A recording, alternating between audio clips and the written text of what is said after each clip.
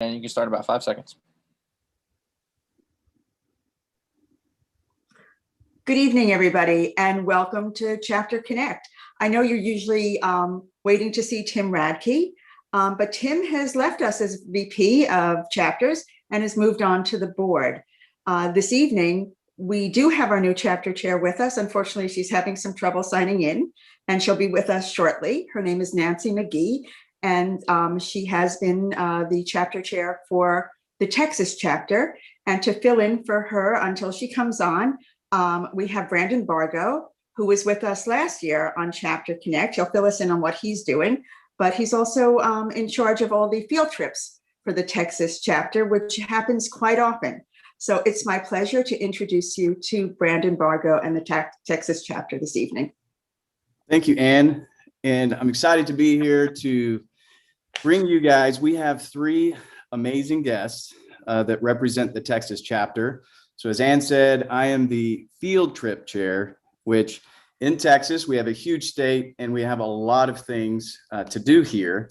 We even had old Richard Garriott, the new president. He at one time was a Texas chapter member. So we have some amazing members part of the Texas chapter. We actually have a chapter coming up, a chapter meeting coming up in Corpus Christi on the coast. That will be May 1st. And our guest is going to be Wayne White, who is going to be joining us this evening. So as Anne said, I was part of the Texas Chapter Connect not too long ago, I guess some months back, right in the heart of COVID when things were happening. So just to give you a little background on me, I host a TV show. It's an adventure travel show on PBS and Amazon Prime, and it's called The High Pointers, where we climb the highest point in all 50 states. And I started doing that because I was climbing mountains all over the world, and I found myself going and climbing the highest point wherever I was at. Eventually, we were able to turn that into a TV show, and now we're in season 2. And we always try to find unique and interesting guests every state that we visit. And we've had several Explorers Club members join us on episodes. We're working on season 2 currently. We have a few more Explorers Club members that are going to be joining us, including Bill Steele and hopefully a few others, including possibly Wayne White, who's going to be one of the people that's speaking today. So without further ado, I want to jump right in to our first speaker. So our first speaker is Mary Wixton. She is a fellow national 91, so way back in 1991. She's a professor of biology at Texas A&M, and she specializes in marine invertebrates, especially the invertebrates that are really, really deep. She likes to always make sure that you know that. I always love Mary when she comes to our Texas chapter meetings because I always feel like she's having more fun than everybody else. Like I always feel like she has something that we just don't know about. She's got a great sense of humor, and she's just this feisty person. I always wish, I'm like, man, I wish I had her as a professor when I was in college. So she has a great presentation that she has lined up for us. I'm gonna help share it because she does not have the greatest reception, or so I've been told, over in Bryan College Station over at Texas A&M. So I'm going to share her presentation, and we're going to start right now. So this is Mary Wixton.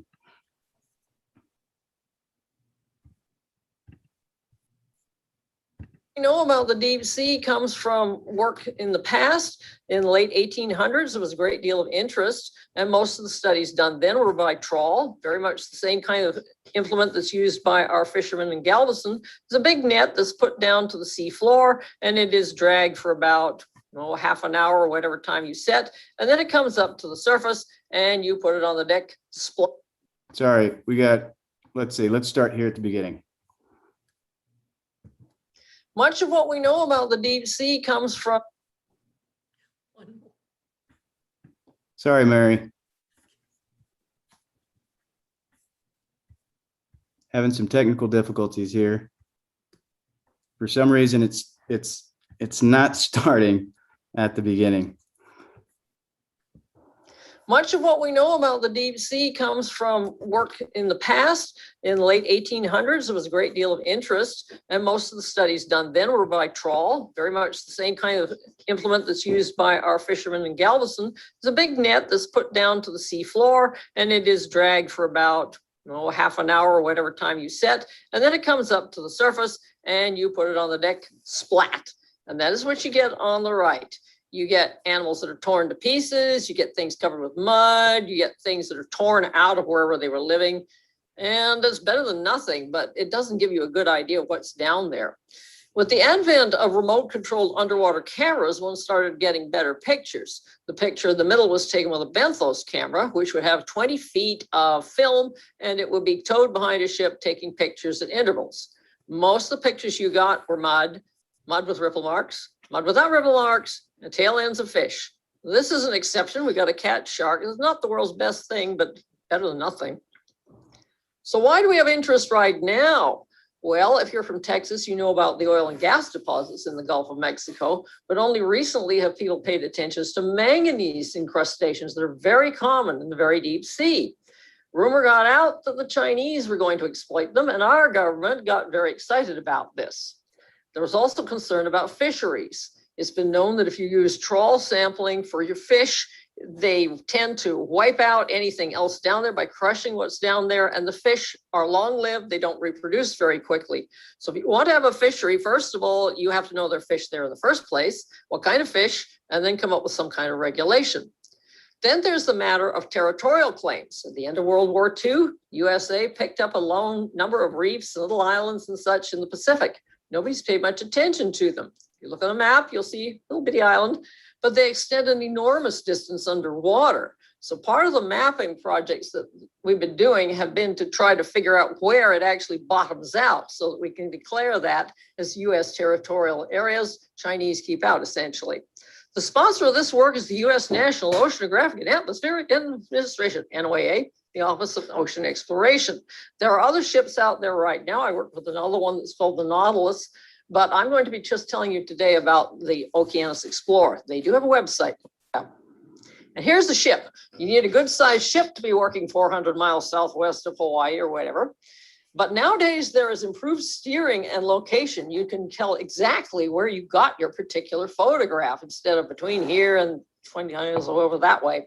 There's satellite feed to scientists on shore. So if you're somebody like me who's in Texas and can't make it out to the ship, you can still receive live feed. Now there's a time lag, but still it allows me to say, grab one of those, take a picture of one of those. Gee, that's neat, or something like that. So you're getting input from scientists of various disciplines who are actually sitting in their easy chairs sipping coffee a long, long way away.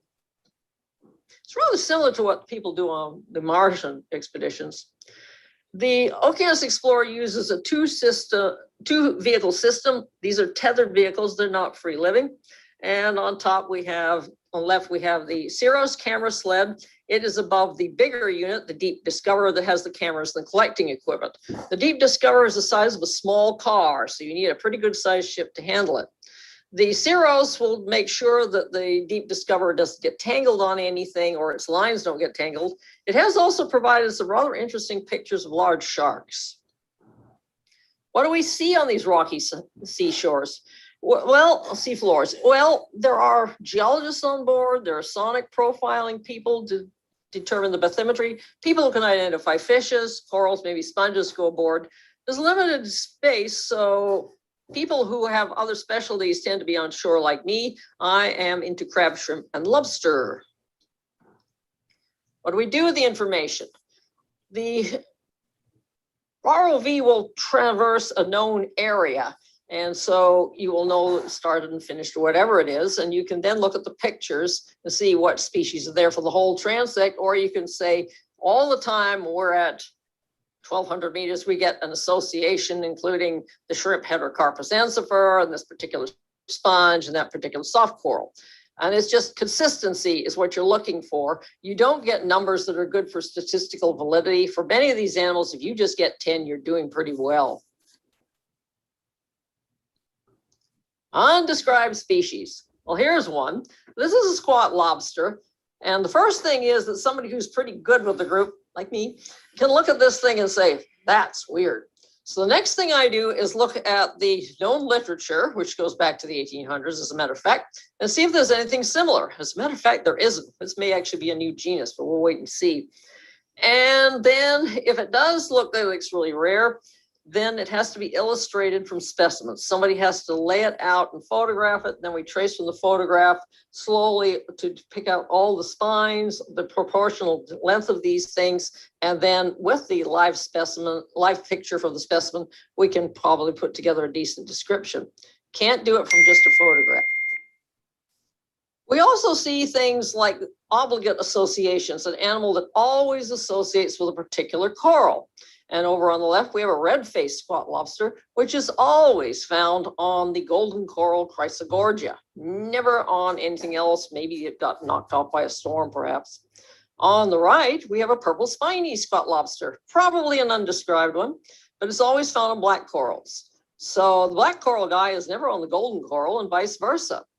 It's beginning to look clear that there are specific associations with these animals, but it's not going to be soon before we get it all worked out, because there's something like 147 species in the West Pacific alone. Be patient. Other associations are well known from shallow water, hermit crabs and sea anemones, for example. The sea anemone defends the hermit crab, and an octopus will come along and try to grab the crab, and its tentacles will encounter that anemone. Youch, it's like an electric fence, and the crab can scuttle off. Unfortunately, for a hermit crab, it is going to get larger and it is going to molt. And when it does, it needs a bigger shell. So first it'll find a bigger shell, then it'll move in, and then they actually tickle the anemone, so the anemone will resettle. But there are stories about big sea anemones actually stealing smaller anemones from smaller crabs too. So a lot of interesting things going on there. On the other hand, on the right, we see a red-faced squat lobster and its golden coral. And here comes a predatory starfish. The starfish dissolves the tissue of the coral and presumably burps and goes on. And as you can see, the red-faced squat lobster is looking rather lost. The pictures we have all tend to show like that the lobster can't do anything about that starfish.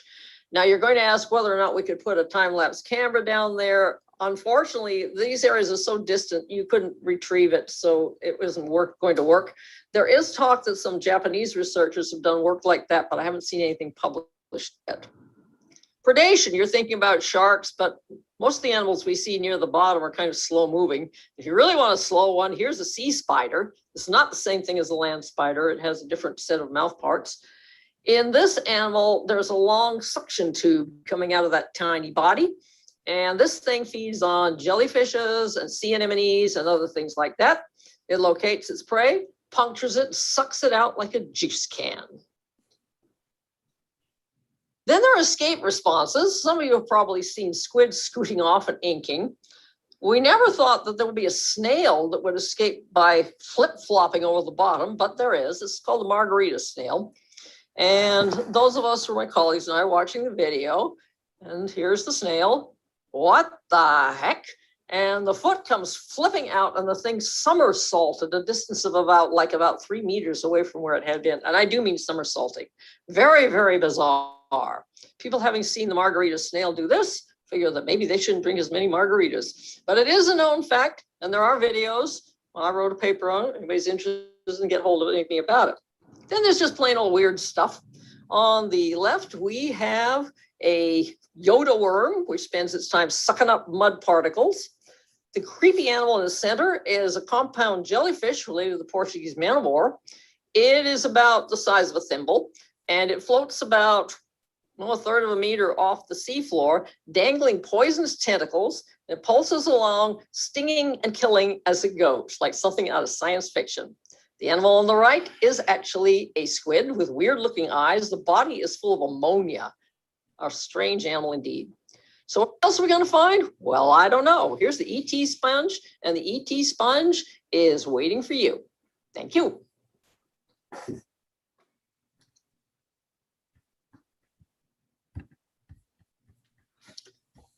All right. So thank you, Mary, for that presentation. I just wanted to mention, I think Ann will be doing Q&A. So if you guys have questions for Mary or any of our presenters this evening.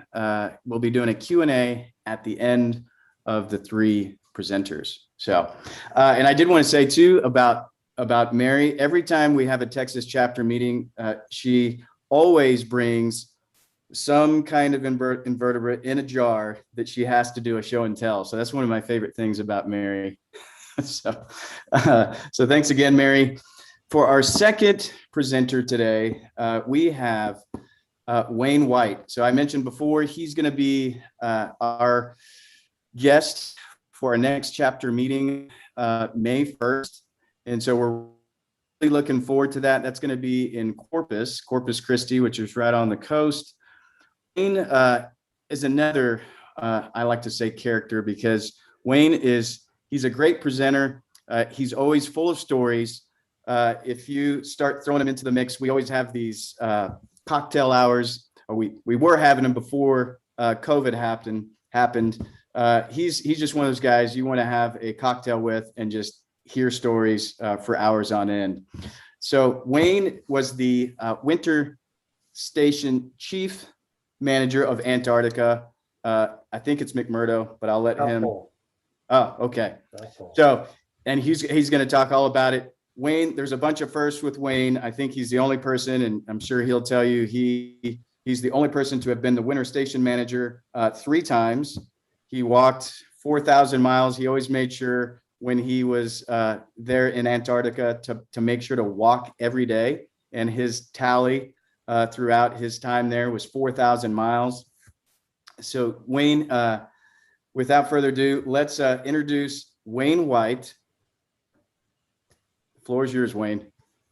Okay, great. Listen, this is a pleasure being here and getting to do this today. Let me start off by saying I returned from the South Pole in last December, and came back to a new world. Let me tell you that, a new world, and I'll talk a little bit about that. As Branndon said, I'm going to be talking on Saturday night at the Omni Hotel, and Branndon, I think that's going to be somehow recorded and sent out or whatever, so people can see this, because I think some people might want to. That's right. Because you mentioned all the great stories, and even the true ones are pretty good. So the thing is, I returned in December from my 3rd winter as the winter manager at the Amundsen Scott South Pole Station. Quickly on that winter at the South Pole is most of the year. It runs from mid-February all the way up until the beginning of November. And I ended up spending a total of 3 winters and then a couple of summers there too. So almost 3 years in total. Now, and I'll get back to that. But let me start by saying I've been working on a book. I've completed it. I sent it to an agent, and I'm sure I'll soon hear what a terrible writer I really am. And that's fine, but I have a hell of a good story, even though if I'm a terrible writer. And starting that book off, and I'm not here to try to push that. But it's something I'm going to use the structure on Saturday night. There's 3 important things in my book and my time at the South Pole. And the first was that at the South Pole is a very, very tough environment. The things that will happen to you there are, as far as dealing with cold like that, are really incredible. And I want to talk a little bit about. I'll get into that more. With the actual environmental conditions and stuff. But I was not a big lover of Antarctica. We get people that are really into that, and it's the love of their life. And when they get to the McMurdo Station and join the United States Antarctic Program, it's this grand thing in their life that they've always wanted to do. And that wasn't me. I love the tropics, quite frankly. What I do love about the South Pole was the struggle, the great struggle that occurred during what they call the heroic age of exploration. And I'm sitting in my room, in my polar room, my old house in Rockport, Texas, and I'm surrounded by greatness. Things in the case back here that pony nails that were used on Robert Falcon Scott's last expedition. A couple of shards, little pieces of the spar from Shackleton's Endurance, the only pieces in existence outside the spar that's in Cambridge. Couple tiny pieces of Scott ship Discovery, all kinds of things. I'm surrounded by that. Autographs of all the greats: Scott, Shackleton, Amundsen, Perry, Nansen, all these guys. But I was blessed enough to actually be able to become involved in the United States Antarctic program. And that was my real interest, more than the beautiful polar environment. It was the great struggle, particularly to get to the South Pole, and what happened with the race between Roald Amundsen and Robert Falcon Scott, and then how Ernest Shackleton fit into that, and then later with his endurance expedition. That was really my main interest in the program. My background prior to that, I've been gone many years, working around the world, mostly as a defense contractor. So in tropical places, Diego Garcia, Wake Island, Midway Atoll, Ascension Island, through both wars, Afghanistan, Iraq, Saudi Arabia, Kuwait, and some other places in the world. And I'm interested mostly in equatorial regions and the jungles, quite frankly. Going way back, I spent some time on my own expeditions in places that interest me. New Guinea is my favorite place in the world, particularly the Indonesian side, which is much wilder than the Papua side. And the Amazon, which I had the misfortune of being killed there years ago, at least the newspaper said so, and I had that newspaper on the wall, and then some things in Africa. So those are my interests. But the great struggle for people to reach the South Pole was my big interest in the program. And I was fortunate enough to spend the 3 winters there as the winter manager at the Amundsen Scott South Pole Station. Now in the book, that starts off, and the first concept is basically that the Amundsen Scott South Pole Station is a ship. It's a ship with a crew. It sits on nearly 2 miles of ice, and it moves. That ice is moving at 33 feet per year, and it's heading toward the Weddell Sea and toward the Southern Ocean. In a few 100,000 years, it'll make it there. That's an important point, because that ship and that crew, over a winter of darkness and cold like few people would ever experience, bond. And that was the thing that I was the most interested in: leadership, using my leadership styles that I had amassed or put together over years working around the world, and to see how that would work at the South Pole in a closed environment. And secondly, like I mentioned, these conditions. What happens when your eyes can actually freeze shut sometimes, but walking into the wind, no eye protection, which I never used. I used some of the native things. But some of the things, there's another thing that'll happen sometimes when you're out walking, where there'll be a crack, a loud cracking noise, and it sounds like you're going to be falling into oblivion, like everything's collapsing, and it's not. It's just this void space of air. But I got used to all those things. I got used to those things at the South Pole, and all the kind of things that would happen out walking and doing the things that we did. Joining a South Pole crew for a year at a time is a very fascinating experience.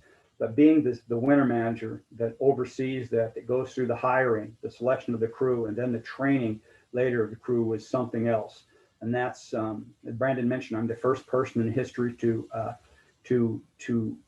in the 64 years of the Amundsen Scott South Pole Station, every year there's an annual crew, complete change out. Every year there's a new winter manager, and only 2 others that ever wanted to do it twice. 2 others, and then I did it twice, and I did it a 3rd time. And there's a reason for that. It's a lonely position. It's lonely, I think, if you do it right. And with my leadership style, is very, very alone. Nonetheless, that was those experiences that occurred there at the South Pole with those crews. You could fill many books. This last year was the most trying of my 3. And the interesting thing that occurred when we arrived at the pole and started hearing about this, what was called Corona. A lot of people at first called it the Corona. We didn't know what the heck this was, and we watched the world go crazy. From afar, I'm watching people, hearing about people hoarding toilet paper, and then of course, we had other things, a very volatile pre-election situation, and I'm there with this group of people that, to be a little clearer, February 15th, that last flight leaves. When it leaves, it doesn't come back until the end of October, or in this case, it's mid-November before they came back. So you were there and you were alone. And what happens? Okay, first off, I want to mention this. A lot of people have been to the South Pole. A lot of people have been to the South Pole. And what I used to tell my crews, and they would laugh and then later remind me that I told them this, was South Pole in the summer, you might as well be in northern Minnesota in the winter, or Michigan, or maybe North Dakota or something. It's cold, of course it's cold, but it's also 24 hours of daylight, and it's nothing like the winter, nothing like the winter at all. I did start a regimen of walking. Well, let me go back to the 3 winters. First, I did play that a bit. The record for South Pole winters is about 15, 14 and 15. And I know both the guys that are that have done that many winters, and they're science fellows, and it's a completely different thing with what they do. And they're part of the crew, of course, and I don't want to minimize what they do, but the winter manager really holds the bag for the whole thing. And ends up doing a lot longer to put the crew together, and then is responsible for everything. So that's why the winter managers don't come back, and that's why some of the other positions have people that return. So I do want to make clear. While I was there, I walked every day. In my life, I've run for many years, and I've been a runner since I was in the Marines many years ago, and even a little before that. I logged every mile since about 1981, and I'm around 45,000 miles of running. So it was natural for me to log in every day outside. Every day I was outside, there was a reason for it. First off, as the manager, the winter manager, I had to check conditions because people were going out in it. And as the winter manager, I could prohibit travel, outside travel, if things became too tough, or I thought it'd be dangerous and we could lose people. But again, going back to the winter and the weather versus that summer weather, which it's okay, but the winter weather where you're talking about darkness for 5 months and temperatures that exceed minus 75 C, minus 100 degrees, that's a whole other thing. And in that time, without missing a day, I ended up around 4,300 miles, I worked out about 4 miles a day for every day I was there. Some days total whiteout conditions, and some days very nice visibility in the summer where I could get out farther from the station. So I don't go for these records. I think there's too many of them. I saw it at the South Pole, some real silliness, first crossings of Antarctica, things that self-promotional folks like to do. I'm not into that. My time outside was to be able to assess conditions and learn something about that environment out there, and I did out in that darkness, that's for sure. But those silly records and some of those things that are occurring with summer tourists are burning me up a bit. Anyways, so the last thing that I wanted to talk about the experience, there's so many things to talk about, and really I hope you can tune in for Saturday night, because that's where I'll go through this in a more methodical sense, and you'll get a more of a feeling of what being on a winter crew is like. I wanted to bring to the program a sense of discipline that I learned, and what I thought would make a great winter crew, because there were some crews that have had problems. But the other thing I wanted to bring with me is these dudes behind me, all these dudes behind me, and the great things they did. Great things, greater than I'll ever do. They still live, as far as I'm concerned. They sure as hell do in this house, and I wanted to bring them to the pole with me. And so I would do historical talks. I had a thing called Adventure Movie Night with Wayne, and I really enjoyed having the crew together and having them learn a little bit about those that went before us. I do that at every assignment I've had out in the tropics the same way. The greats that have gone before us, and try to get the crew interested in such things, rather than some of the silly antics that can and have occurred, out there in the past. So all I can say is it's really great to be home. So I come back to South Texas, and what happens? We have this freeze, and my water pipes break. I mean, come on, what are the chances? All of a sudden, people are complaining about the cold, and heck, I thought it was cold too, but having my water pipes freeze, that was something that kind of surprised me. Water was going everywhere. I had a plumber come out and climbs under my house. And all I remember is him going, wow, wow, wow. And as he said, wow, all I could see is the dollars going up. This is a 150-year-old house. So it's got some quirky little things, but I have water in it again. Anyways, so I'm looking forward to Saturday night, and I hope you can tune in. If for nothing else, just the alien encounter should be enough for you. There's a teaser there, a teaser. That should be enough. So, Branndon, that's all I've got. I appreciate it. Thanks, Wayne. I did have a story about Wayne and in your house. So I have firsthand experience.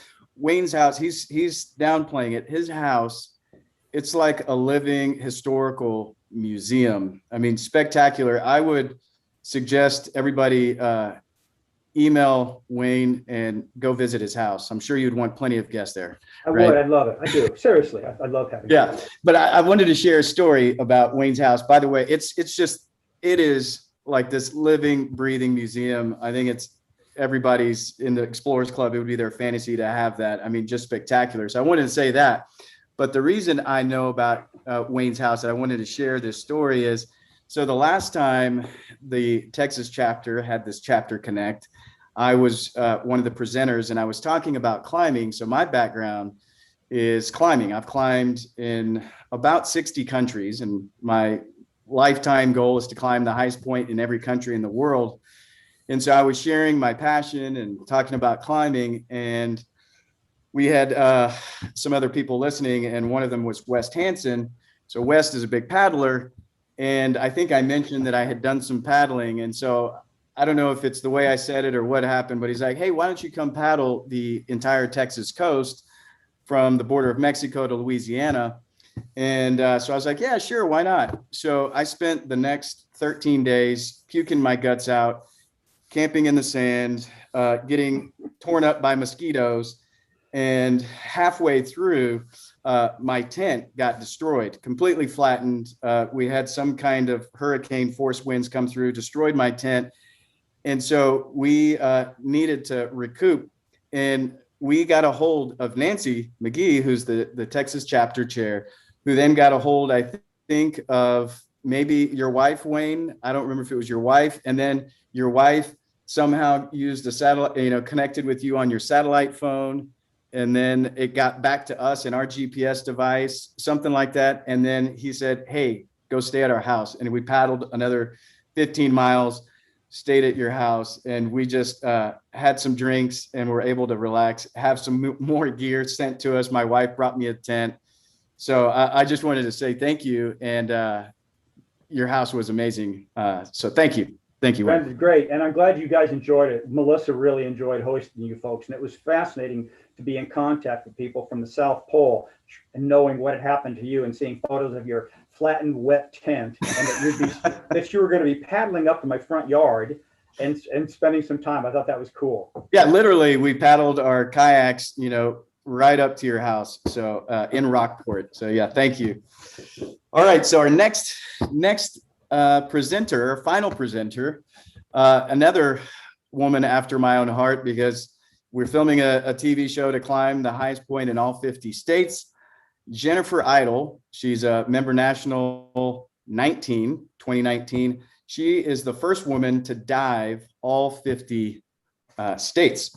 So she is an expert scuba diver, amazing photographer, and I'm sure she has plenty for us. So Jennifer, I'm throwing it to you. Thank you for having me.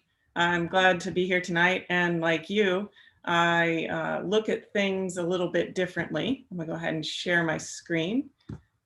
As a native Texan, I look at things, I think, in a bigger perspective. Texans seem to get out of Texas a lot. I have been all over the world in Raja Ampat, and there will be a guy at the table from Houston. So we never seem to stay in our state, I think, because it's big enough that we get out there. So I started my exploration locally in Texas. It's a big state, as you mentioned. There's a lot to do here. And I started it looking to redefine or rediscover our local environments and find the unexpected in their natural world. As you mentioned, I'm a diver for the last 26 years. And a professional filmmaker and underwater photographer. People ask, how do you get to be an underwater photographer in Texas? There are a lot of filmmakers of great esteem, including our chair, President Nancy McGee, but also we have people like Tanya Streeter, freediving champion, Ralph Erickson, who started Patty, Karen Erickson and her daughter also live here in Austin. So there are a number of people in the water industry here, and also there are waters to be had. I work on teams as a cave diver as part of what I do, and was fortunate to be a part of a team that explored Jacob's Well Natural Area. This is a closed, permit accessible area only, not open for public exploration. But during that time, we were able to explore and provide some photography to help educate visitors of the area of the importance of this natural resource. And that culminated in things like the physical kiosk that you see there still standing today. It's important to showcase some of our local resources to help people understand their importance, know what they are, and maybe even learn how to protect them. You can't just put a straw in a spring in karst country and pull out the water without some consequence. So we helped show people some of the critters there, and recently a new amphipod is being defined from that body of water. I work with a number of people and went on exploration after seeing Deepwater Horizon in the Gulf of Mexico. I was returning from Tobago when I looked down and saw oil burning and oil tankers and various ships trying to contain this from a commercial aircraft. And in that moment, I decided with my skills as a communicator, photographer, and graphic design skills that I needed to tell stories about our local waters in particular and reach other people. I went on a journey to dive in all 50 states and met a number of people on that journey with more than 75 buddies by the end of it. It's important who you work with, who you choose to incorporate into your expeditions. And as I mentioned, I was on the diving team for Jacob's Well Natural Area, and I'm a current member of the Ozark Cave Diving Alliance. Our season is in winter in Missouri, so we like to dive in the Ozarks when it's coldest, but that's when the flow permits our ability to get into those springs. So it's important to have all these colleagues in your life. You can see more of my story. I'm not going to go in depth for my 50-state journey here. I did write a book called An American Immersion, where you can see how I dove in all 50 states and learn more about my motivations. You can read about how I saw trash in every body of water, how I learned about invasive species across the United States, from quagga mussels to zebra mussels. And if you're involved in waters, I know, Branndon, you're here in Austin, Texas. The zebra mussels recently made it to Lake Travis. So they have become a local invasive species in the last 5 years or so. With the advent of what happened in this last year, my filmmaking and partnership with Alex Rose was able to continue. And with my background in diving in all 50 states, we were able to continue the series we started the previous year called Protected Waters. As I mentioned, I reimagine local waters, and I go sometimes to places that you think you know and see a different side of them. Such was the case when we started our journey diving in Yellowstone Lake up in Yellowstone National Park. You might think you know all there is to know about the national park, but we were excited to explore this, and we're the only people at the shore of the lake. It's a way to see our national parks and not encounter people, which I certainly enjoy on my exploration. I know I've gotten somewhere when the cell signal no longer exists and the waters are there to see. So I have a short clip here from our first video showing the spires, amphipods, and some of the life in Yellowstone.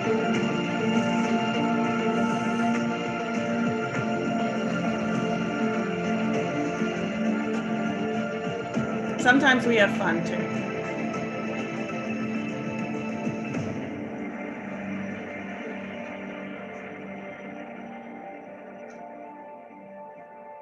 And sometimes when I go, I have a story in mind.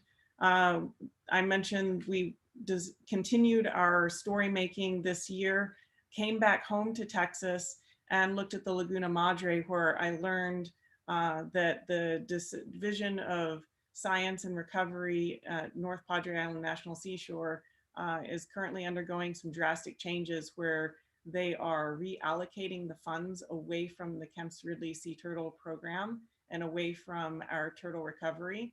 As Wayne mentioned, we had a significant cold event, and turtles suffer cold stunning events. There were hundreds of turtles in the news. Many of them died because we didn't have the resources to warm them appropriately, large part due to budget cuts. And so Alex and I produced Protected Waters, Exploring Laguna Madre, and talked with Sea Turtle Inc. on the coast.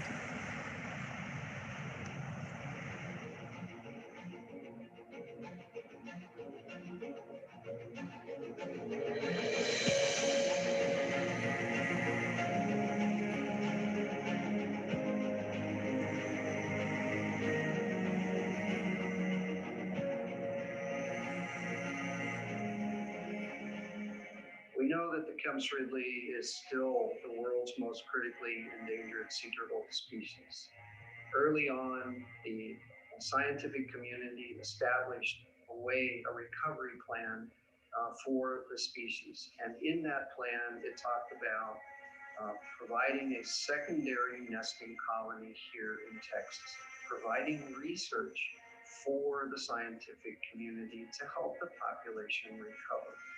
Donna and her program at the National Park Service in Corpus have provided those two mechanisms for the recovery of the species, establishing a secondary nesting colony and providing research for the entire Kemp's-Ridley population. Removing those two programs. Jennifer, I'm sorry to interrupt, but we can't see the film. Okay. Is there any chance that you can try and play it again? Because we're seeing you, but we're not seeing the film. Could you see the last film? No, we could not. Oh, that's entertaining. You could see it earlier.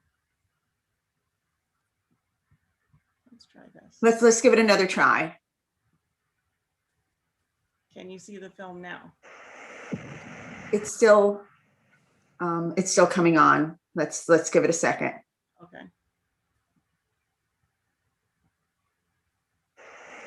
Can you see it? Not yet. Let's see. Kevin, do you have a copy of it that maybe you can put on? I can put a link on later, or I can send him the link and continue, because I know we have a short amount of time. So we can put a link to that, or I can send him. All right. So let's keep going, and we'll put a link onto it and we'll fix it later on. Okay. Sorry about that. It's an important story too. Well, try and send him the link, and maybe we can put it on, when you finish speaking. Okay. Okay. Okay. All right. I'm almost done speaking. So as soon as I hand it back over to him, I'll send him the link. Terrific.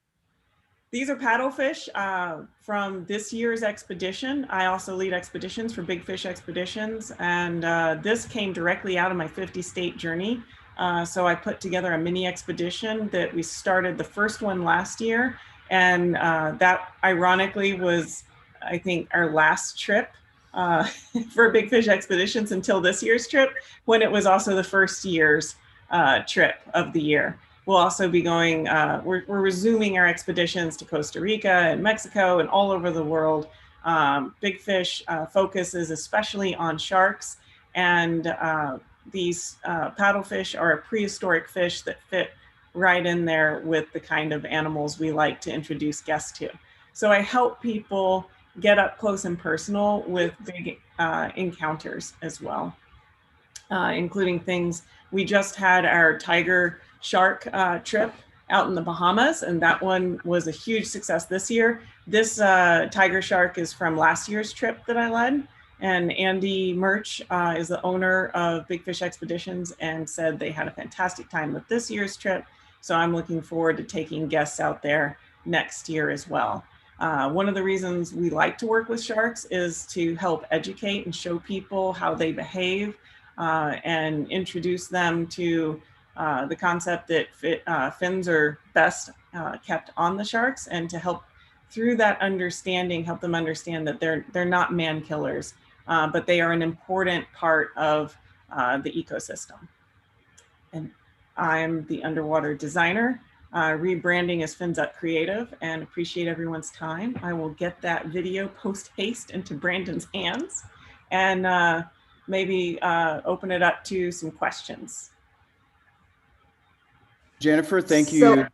I was just going to say real quick, Ann, thanks, Jennifer. I wanted to plug the Texas chapter real quick, and in case, we can get Jennifer's info up on the website. The Texas chapter actually has, we have a website. Joe Watson, who is one of the officers of the Texas chapter, he spent a lot of time creating the Explorers Club Texas chapter website. So it's explorersclubtexas.org. So, all the presenters you heard today, Wayne, Mary, and Jennifer, we're going to try and get all of those presentations, or as much as we can, onto the website. So I just wanted to make sure and to plug that. And also I wanted to say one other thing before we do the Q&A. I'm always looking for Explorers Club members to join us on our show. So we've had Scott Perezinski, who's an astronaut. We've had Tom Pollard, who's an Everest climber who was part of the Mallory and Irvin expedition. So we're always looking for explorers to join us from the club. So definitely get with me. You can go to thehighpointers.com and message me, because I'm always looking for people like Jennifer, like Wayne, like Mary to join us. So that's all I got. And now now we can do the Q&A. So we're not quite ready to do the Q&A. Okay. Because we have the brand new VP of chapters with us. And I wanted to introduce everyone to Nancy McGee. Nancy McGee has been a fellow national for quite some time now. She's also known as Miss Exosuit. She's an explorer, a diver, a filmmaker. She's lived a life of incredible adventure. And she's been diving for, I think, 45 years. You must have started when you were 2. So she's been an incredible chapter chair for Texas. She's a wonderful woman, and we're thrilled to welcome her. I just wanted to read you, before you come on, what Dave Dolan wrote in. And I know it's here somewhere. Watching this from San Diego, the Texas chapter has some wonderful members, and all most interesting, including those presenting tonight. Congrats to Nancy McGee on her election to be the new vice president for chapters. Nancy, me now VP for membership, and I, former VP of development, know that Nancy will do a wonderful job as vice president. So welcome aboard, Nancy. It's a pleasure to have you here. Thank you, Anne. Thank you, Dave, and so many people who've reached out. Tim has left some really big shoes to fill, as so many others have. So I'm looking forward to it. I have to really admit and fess up here that I'm apparently time zone challenged. So I showed up late.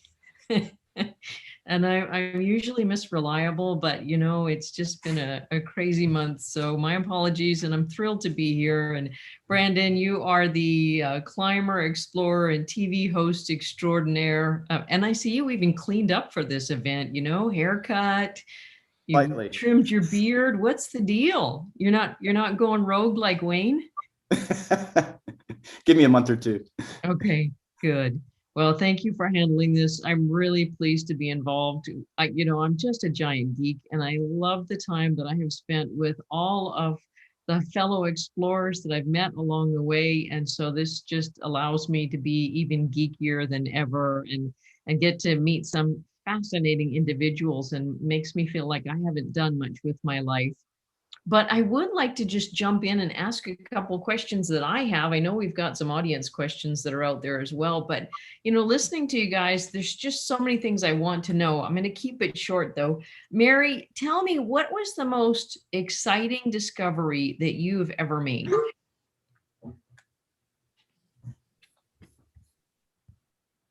Actually, it's something you don't see in the picture. In one of the expeditions, we ran across what looked like a humble little limpet snail that you get right up in the tide pools, but it wasn't. It's a living fossil called a monoplacophoran. And it turns out that not only is this thing living, and the fossil records go back 600 million years, but also it apparently grazes on that manganese, which is being considered to be for exploitation. So it was a really weird thing to find, but you'd have to know what that thing was to appreciate it. Wow. I bet there's something new every single day. It's fascinating. All right. Hey, Jennifer, I get this question a lot, and I'd like to get your take on this. How do you start in filmmaking? Because there's so many people who dream about doing that. So give our audience some advice. Start by shooting.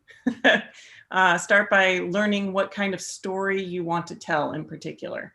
So it can be overwhelming if you want to get into it. It can be too broad. So follow your passions and then grab a camera and try not to start huge. Start with something maybe even as simple as your cell phone.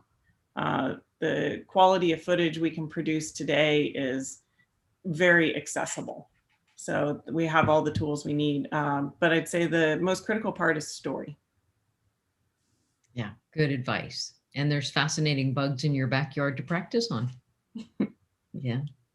Okay, Wayne, leadership advice. Give us some leadership advice for being a leader in extreme environments.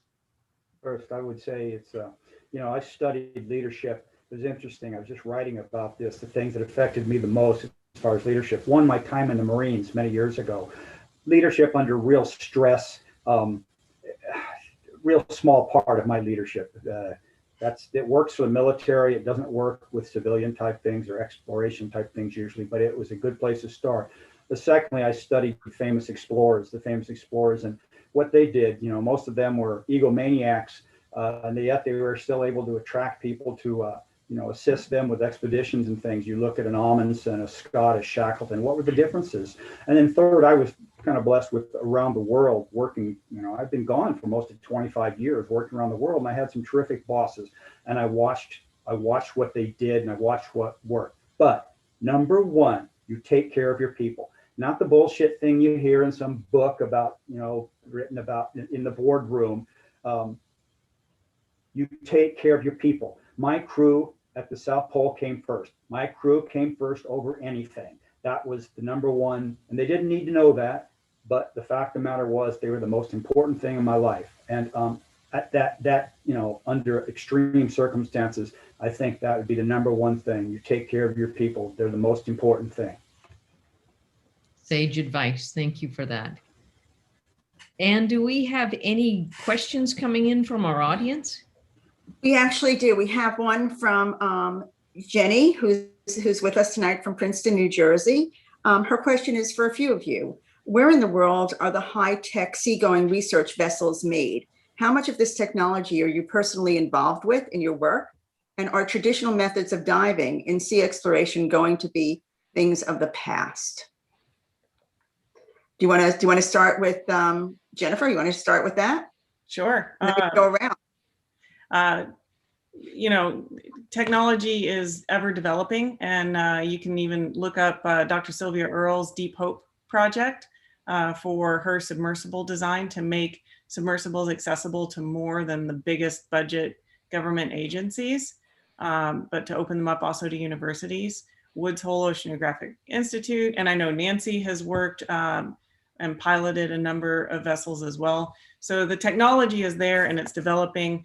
I think it helps us get to places that are beyond the human experience, but I don't think it's going to replace your personal diving. And there's nothing, as a filmmaker, you can't quite control or manipulate an ROV in the same way and respond to the environment and have those human experiences that you see around you behind the camera, literally, rather than with like an ROV or something. Mary, you wanna say a few words? A lot of the oceanographic ships and the deep sea ships are reconstituted military vessels from the Coast Guard or the Navy. So you take a ship that was already in use and then it has to be modified for whatever it is you want to do.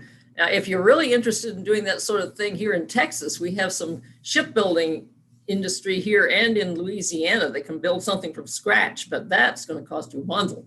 The technology, the various submersibles, the ROVs, and that are indeed made in this country. However, the Russians can do it, the Chinese can do it, the Japanese can do it. So yes, indeed, there can be a tech for them. As for the idea of basic scuba diving not being the thing to do these days, I described 4 new species of shrimp from the Galapagos simply because I was the first person to turn over rocks underwater. So there's plenty of stuff out there. And even if it's not a new species, there are all sorts of associations, behaviors, and such like that that you just have to be attuned to see. And if your equipment is looking at point X and what's going on is point Y and you can't turn, too bad. So you can do that. You do, of course, as Nancy will tell you, have depth limitations on what you can do with diving gear. And although there are personalized subs and things like that, the problem usually is the expense of getting there, the expense of using it, and having tech people that can actually work on that. So these big ships, we can combine a lot of things at one time, tend to be most productive simply because you got the opportunity to look at a lot of things, but it's not because diving is going to go away. Nancy, do you want to take a try at this one? Well, following up on what Mary's saying, I think that you look at what Victor Vescovo is doing right now with new technology, able to go to very deep places and taking it all over the world. Every single dive he's doing is a different discovery, but we just never know what's going to swim by. And I've seen things in the oddest of places. So I think there's a place for both in this world. So before we go on to the next question, I just wanted to find out from either Branndon or Kevin whether Jennifer was able to send you the short film clip. Yep. Although we have 2. So there's one from Yellowstone and one from Laguna Madre. Do you want to set it up, Jennifer, so we can take a look at it now? Oh, you want me to play it? No, I'll play it. I think she wanted you to tee it up. Just set it up so that, people will understand what they're watching. Oh, that kind of setup, not the literal. Correct. We can start with the Yellowstone introduction, where I show people the siliceous spires and some of the strange life that's growing on those spires, amphipods, sponges, tunicates, those kinds of things that you wouldn't expect in such a geothermal place. Followed by Laguna Madre, which is a current story that I've been working on and am launching the full film series this year. So I guess you can feel free to talk along with it. With this one, there's commentary on the other one. This is really a sizzle reel showing you Lake Yellowstone, and here's some of the spires with my colleague Alex Rose. It could be up to 30 feet from the floor of the lake. There are bacterial mats that surround them, and those are actually what we look for to find those spires. It's cold water, so it's 40-degree water. I'm actually heading to Wisconsin to dive in 36-degree water tomorrow. And Kevin, can we watch the next one, please?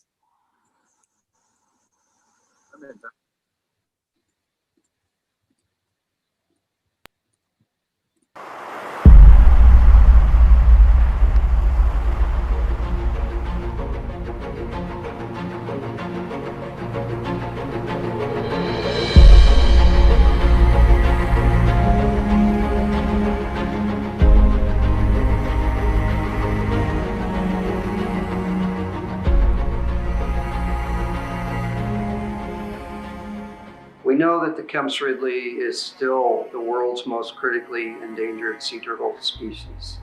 Early on, the scientific community established a recovery plan for the species. And in that plan, it talked about providing a secondary nesting colony here in Texas, providing research for the scientific community to help the population recover.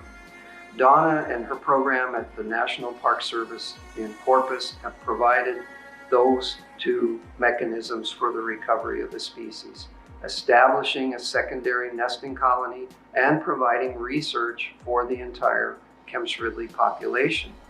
Removing those 2 programs is far too early. We have not established a large enough population to say that we've established that second nesting colony. There is still research that needs to be done. There is still a lot we don't understand about the Kemp's Ridley population. And so to eliminate, reduce, remove Donna's program as the matriarch for the state is way too premature.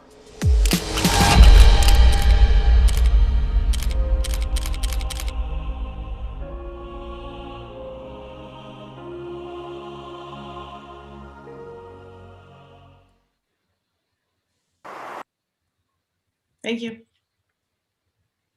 Thank you. So now at least we got that in, and it was really fascinating. And I just want people to know that we will be having an event for World Turtle Day at the end of May.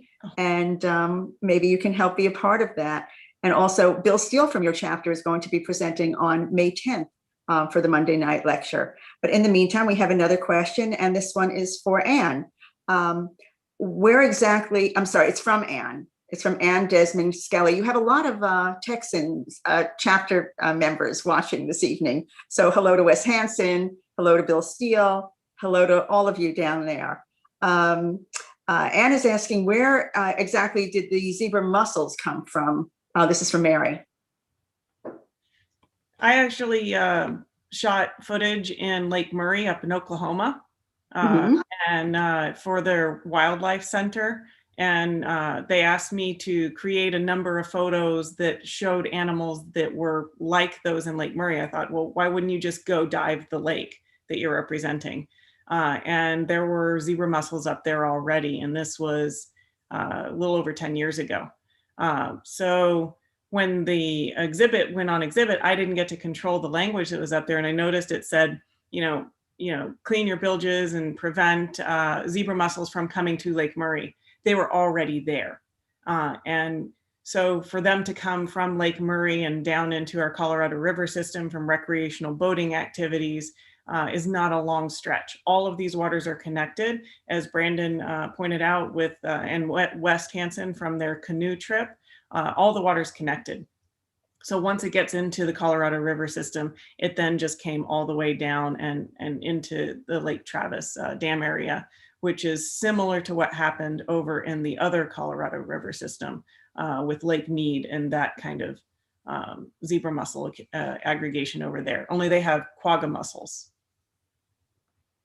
Okay, I can see that that Bill Steele put a little link up to zebra mussels here, and Anne is also saying Lake Belton has them as well. So I guess they're all over the state of Texas, huh? They have migrated south, so they did come from up north. Aside from the questions that are coming in from the audience, people like to know about the different chapters. And Branndon, we understand that you do the field trips, that you're in charge of setting up field trips. Can you tell us a little bit more about how many field trips you have a year and some of the things that you do? Yeah, well, it's been challenging due to COVID. And so to kind of combat that, we started putting together these, some of the members, including Nancy, helped put together these cocktail hours. And so we were trying to be creative in doing that.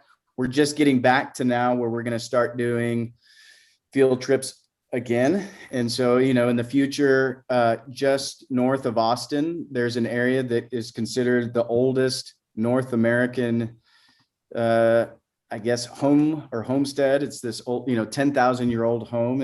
And so it's this amazing archaeological site. And so we're planning to visit that area. So we're always just looking for things that not only can we combine with our chapter where we can have a speaker and a meeting, but to do something that's a little bit, out of the box where we can go and we did one time, we went to Glen Rose, which is over by Dallas, and walked along the dinosaur, foot tracks that were in the riverbed and the creek bed, which is over, like I said, west of Fort Worth. So we just try to be creative and find unique and different things. And I think we're just now getting back to where we can start doing that again. So we have a question here for Wayne from Jenny. What part of the military personnel is involved in teaching conservation in parts of the world where there is a U.S. presence? What was your experience like in Diego Garcia, given that my native island, Mauritius, is close by? Yeah. Thank you, Jenny. That's a really great question. When I was in Iraq, I was an environmental manager, there's a photo of me with General Petraeus. I'm wearing a military uniform. It says contractor. I've got the MNFI, Multinational Forces Iraq patch, and I have a U.S. issued firearm. I'm going around through the country doing environmental things. So the military years ago caught on to the need for environmental protection. I was out at Diego Garcia. That was my first overseas assignment many years ago. And I was, one of my functions there was as the environmental manager. I actually had a little TV show called Nature Watch I do, and we would do, training and such. Now, a lot of people don't realize this, but every military base, whether that's in the United States or overseas, has a pretty rigid set of environmental regulations they have to follow. And when I was in Iraq and Afghanistan, although that was those were war zones, we still had environmental protection measures that we did. So the military, there was a time when early on, because I was an environmental person. That's what I didn't go into my background, but my background is environmental health and safety prior to becoming project management, running islands and then running the South Pole Station and things. So that's my core background. And I saw that transition from the military, who years ago used to just kind of push away at any kind of environmental type issues and say, we're the military, we don't have to, until now they have some world-class programs. And I had been involved in that off and on. So the military does, and I used to do training myself in environmental stuff for military personnel. I hope I answered your question, Jenny. Kind of went all over the place.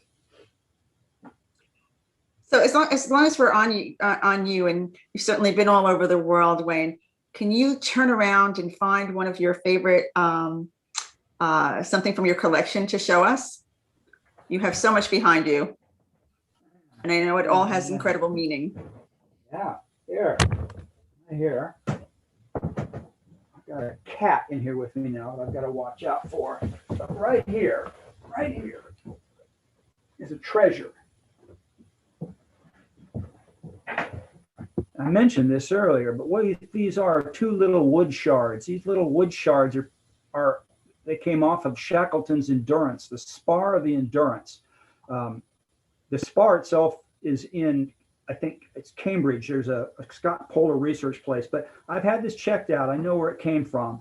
And it's actually a couple pieces of wood that came off Shackleton's Endurance, which then made the trip on the James Caird from Elephant Island onto South Georgia. So these two little pieces of wood shards are very, very valuable. In fact, just getting the other day,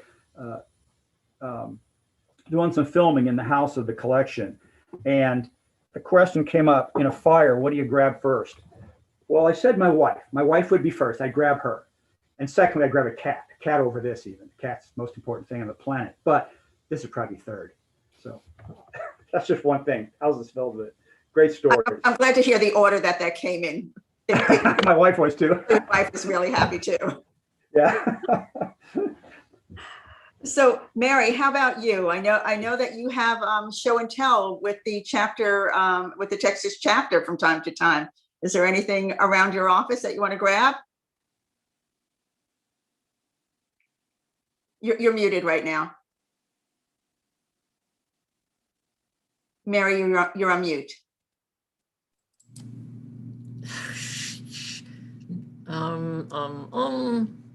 Where are we? You're good, Mary. You're unmuted now. Oh, you remuted yourself.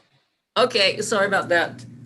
The office is in chaos right now because we're shipping a whole bunch of specimens back to the California Academy of Sciences.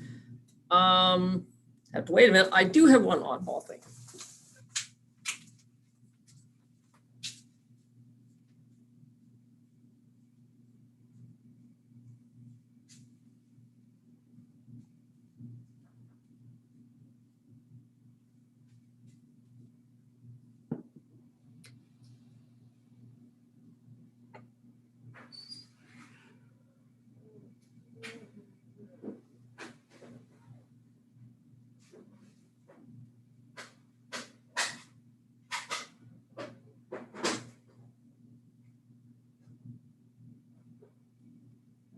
I'm sure she's going to be back in a minute.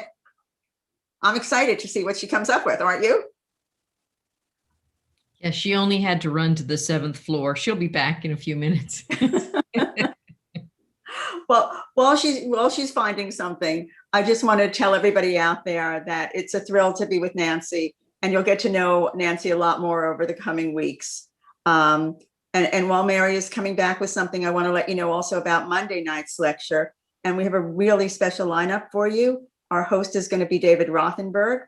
For all of you who've been watching birds so closely, David Sibley is going to be with us and discussing songbirds, as well as a special person by the name of John Cooley, who's going to be talking about cicadas. So it's very, very timely. And I hope you're all going to join us and watch, because there are going to be so many cicadas around this country. I think you're going to want to learn a little bit more about them. And I think you're right, Nancy. I think she did go to the 7th floor. Is there an elevator in that building? No telling. It's probably a lot like the NASA building in Houston, that because it's now historically protected, they can't put an elevator in. So Mary's on it, though. She's got some fascinating things. And every time we have a face-to-face chapter meeting, it's just amazing to see what else she's come up with. And she can do it from, the comfort of her office, which is pretty neat. It's a whole lot better than when I was in the exosuit, and there's no bathroom and no way to get out of it easily. So I'm somewhat envious of what she's got going on there. I would like to say, as we're talking, and Branndon brought up some of the things we've done with the Texas chapter. Of course, for everybody, COVID has been a real challenge, but one of the ways that we had started connecting in a big chapter, and I know we've got so many chapters that are absolutely enormous.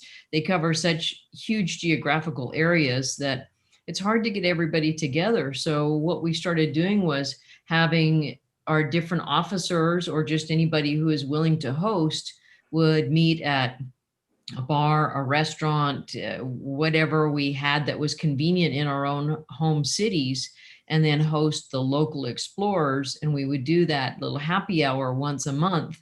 So we had a chance to at least connect for those who can't travel. For example, this weekend, I'm really excited about Wayne White's presentation.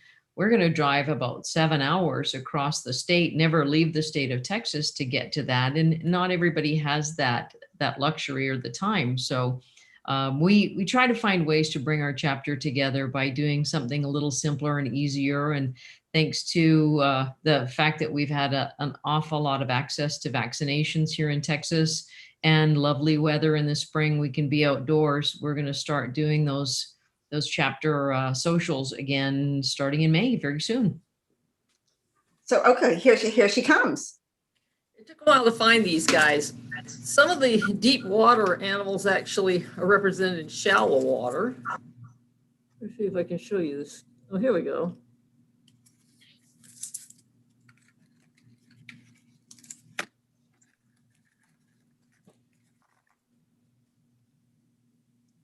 Can we get him close enough that you can see him?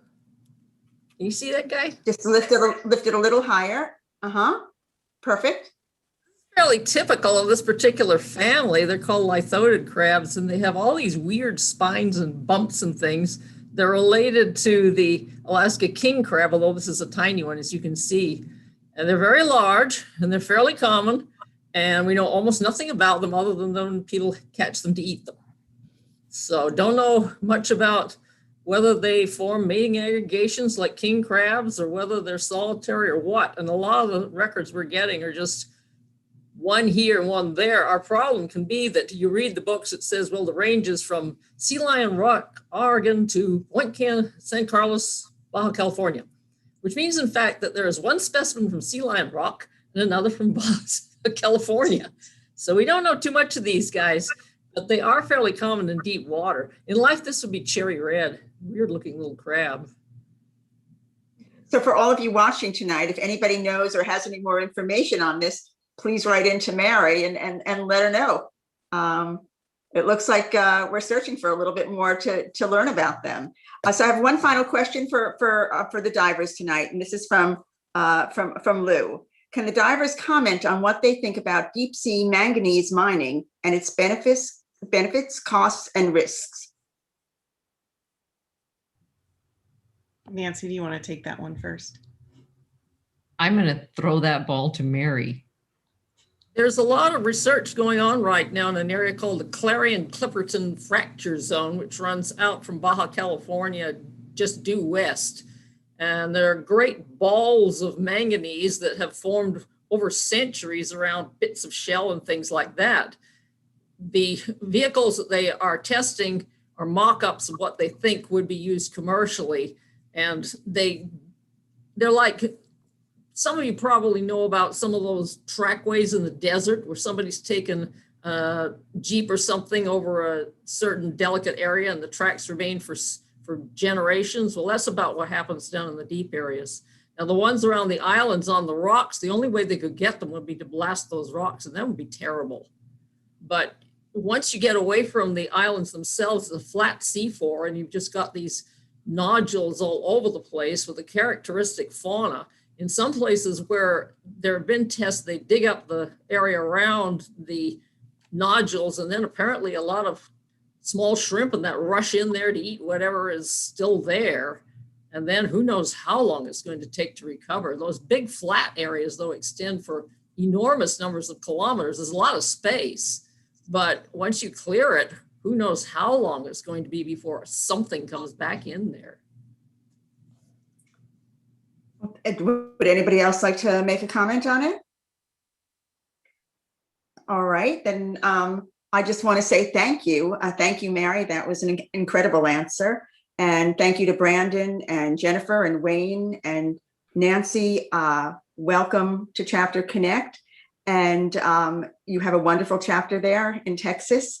Do you want to tell us who's going to be on next week? Absolutely. Thank you, Anne. And it's really an honor and pleasure to get to work with you on these as we move forward.